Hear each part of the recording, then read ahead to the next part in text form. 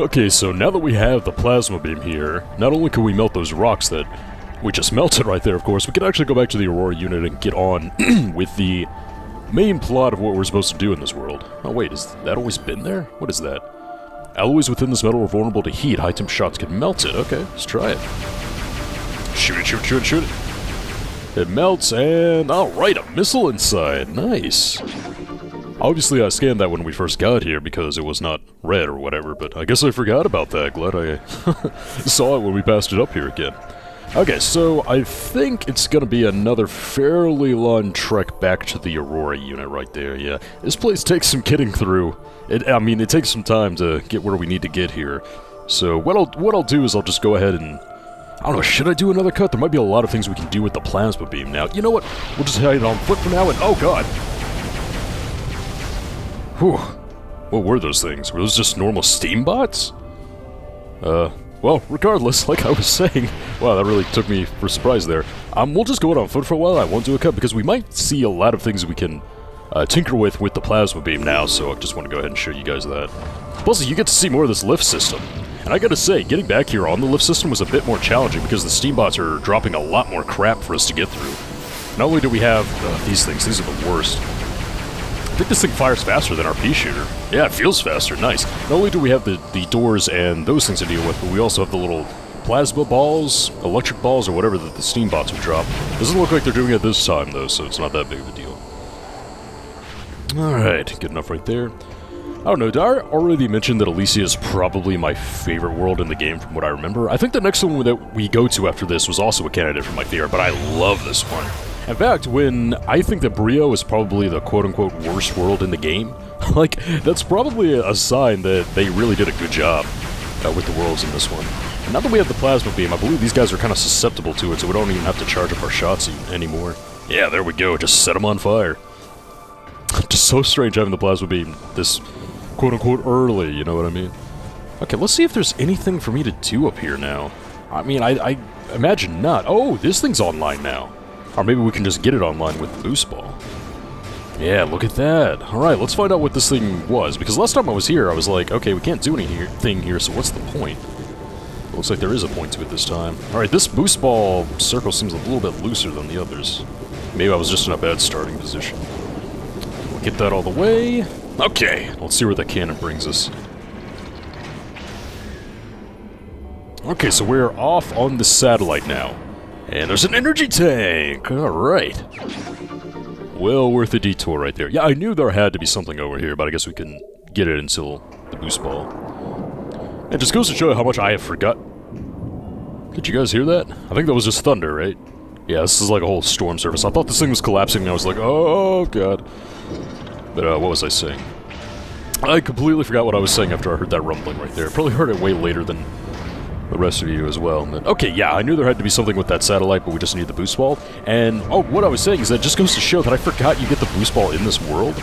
So, although I've beaten this game multiple times. It was more than just one, but it's been so many years, man. That's really why it's such a treat to play games like the Metroid Prime Trilogy again and kind of be pseudo-blind. Like, really, that's why I didn't want to practice it beforehand. Because normally, especially with, like, brand new games, I do like to practice them. But with the Metroid Prime Trilogy, I've already played them, so I have a general gist of what to expect, and I won't make that big of a fool out of myself. But it's also really nice when I play a game like this, oh yeah, of course, no longer on the monitor, to kind of re-experience it again for the camera. It's just really nice, it's really fun. Like I said before, I think people prefer that. In fact, I think I've had this same conversation with you guys before. Ah, well. Okay. Launch us over here. I think this is where I want to go, isn't it?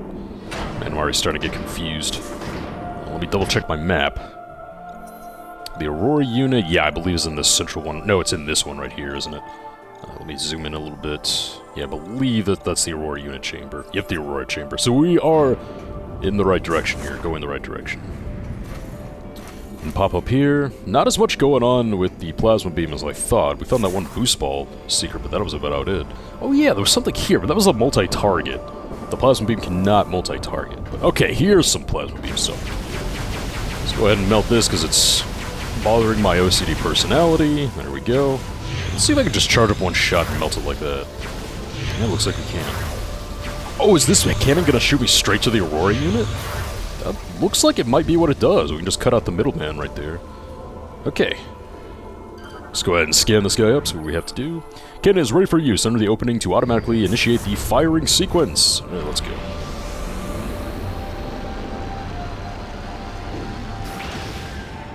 Yeah, that was a powerful cannon right there, jeez. But I think this took us right to the Aurora chamber. Yes, it did! Alright, good guy Retro. Knowing that we didn't want to backtrack through all that again. Open up. Come on. There we go. Sweet. So I guess we'll just take this path, and we can't do anything with this. We can't solder that or anything. Yeah, I don't think we can solder... Do I want to go through that door or go up? Again, this place is kind of confusing. Oh yeah, that's just the save station. Alright. Yeah, this place is kind of confusing, which is nice, because I think you're supposed to be confused in a Metroid game sometimes, so... This area is kind of confusing, so... I don't know, I'll give it points for that. Maybe it's confusing for the wrong reasons, because everything kind of looks similar, but... I don't know, I kind of like it. Okay, let's go ahead and see what's behind here. Is it really just a couple containers back here? You gotta be kidding me.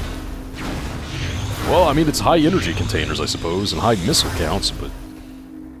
Man, there's not an expansion or anything? Disappointed. Jeez. Alright, well... Continue on, I guess. We should finally be able to completely repair the Aurora Unit, and then it can tell us a way to actually destroy that leviathan down there in the storm. Oh, these load times, man. Like, I get why, because this was really pushing the Wii to its limits. Like, this might be the best looking game on the Wii, which is pretty phenomenal when it came out. Like, in 2007? Or something? I'd say Mario Galaxy is high up there, too. Our cables can be repaired. The damaged cables are located in the area below. Okay, let's go do that. We have to go back to the area where we first saw Gore, and took down a lot of those mechanoids as well. Alright, let me down. Alright, so this is another feature that the plasma beam can do, and it makes sense, even in the context of Metroid, so I like it. But we can kind of do like a soldering to repair these circuit panels. And this is... I don't know, this is like one application of... Is this what I want to do? Motion controls that I don't really mind, I guess? Okay, there we go, that's what I want to do. I don't know if we have to be this careful, but... There we go. I kind of like the concept of Samus using her equipment to repair things. They really haven't done something like that before, so it's kind of cool. Now that I think of it, it probably was a feature just added in for, like, motion control's sake. But, I don't know, it makes sense to me, and with the plasma beam, of course, like, it makes sense that you could do this with the plasma beam as well, so... Alright, then we got one more. You guys will remember, there was also one of these panels on Norian as well, so we can go back to Norian and do some good stuff there. In fact, we might want to do that after we're done with Elysia, because now that we have the ice missiles and the plasma beam, I think we might be able to do everything Norian has to offer, so... Oh, at long last. Alright. Let's head back up there and see what it wants. I'm guessing that door is just gonna stay closed. I'm just really curious where that goes. I get that was just like a mechanism for Gore to get away before we fought him, but... I don't know, in a Metroid game, like, I don't like permanently locked doors. I want to see what's behind them. But alright, let's go ahead and finally get this show on the road. It's taken forever to get this thing back online, but we did it. Thank you, Samus. We have restored our connection to Skytown's network. Now we can execute our plan to destroy the Leviathan. We must first disable the Leviathan's protective shield. Unfortunately, the generator for this shield is hidden beneath the dense clouds of Elysia, and so is impossible to reach directly. As an alternative to destroying the generator, we have calculated that a massive thermonuclear explosion would likely destroy the shield itself. This facility possesses the components to create such a device. We would like you to build this device and drop it on the Leviathan shield. Unfortunately, the components are too large for you to lift unaided. You will need assistance to move and assemble them. There is a Federation landing site far to the east of Skytown. You will be able to find something to help you there. We will upload the current map data of this area to your suit. This should help you get started. Good luck, Samus. Okay, so the Aurora Unit kind of doubles as our map station here. I'm not complaining. We've been wandering through this area without a map for a while now, so... Okay, what did you give us exactly? Okay, so it said it was far to the east, so I'm guessing it's this little section right here? power works maybe, but then we have this section as well, which is like a security station. And there's also somewhere it leads that way. That leads to the west, right? Okay, well, I guess we'll just explore the areas that we haven't explored yet, so let's do it. First off, let's go ahead and head to the east, because I'm assuming the Aurora Unit didn't lie to us, so that'll be stop number 1 here. Take care of the puffers again. It's a shame these guys respawn, because I hate the puffers. Alright, we'll wait for all that to dissipate, then we'll continue on. Alright, let's get on out of here. We're going to be backtracking for a tiny bit right here, but it's not going to be anything too major. Let me just confirm that. We're going to get back to, like, the spiral right here. Yeah, not too far away at all. And then just head north after that. Yeah, that was where we got all the ballista storage, or ballista, whatever it's called, is where we got the boost ball. So that is not going to be where we have to go again, because we've explored all that already. Ship status update. Auto repair functions complete. Ship is ready for use. Oh man, our ship can repair itself, no problem, awesome. So we can finally leave this planet if we want to. I mean, we don't really have a reason to right now, but it looks like we're not trapped here anymore if you want to go to another planet, another world. Alright, so that's going to be the building that we head to next. And, oh man, I'm sorry that I'm gushing so much about the scenery in this world, but honestly, it looks better than I remember. Like, is that even possible? But it really does. Maybe I just forgot how much I love the way this area looked, but I don't think I've gushed about an area this much in Metroid Prime since the Fendrina drifts. Oh yeah, this thing was blocking the way. No, we never even saw this. Gate is blocking zipline access. Energy lock is low on power and requires more to unlock. Okay, well I don't really know what to do about that. I guess I can't do anything about that. Something is really shaking whenever we get to this structure right here, so we can't. I don't think like any. It just needs more energy, and it's purple, so I think we don't have what we need right now for this, so I guess we can cross that one off our list. So I guess the only one... Yeah, power works. I guess the only place we haven't visited is going to be the security station and stuff like that, so we'll head on over there. Okay. Wait, is that a... Oh, the Aurora Unit is on the things now. That makes sense. Alright, I was like, what is that? Oh, it's just the Aurora Unit. Okay, I can't really think of any other place that we could go to that we have already been that the plasma beam would open up, so I'm gonna cross that one off the old list as well, so... Oh, come on, Samus, don't be scared. Come on. What is wrong? Okay, there we go. Strange little glitch light right there. Okay, now we're gonna go this way.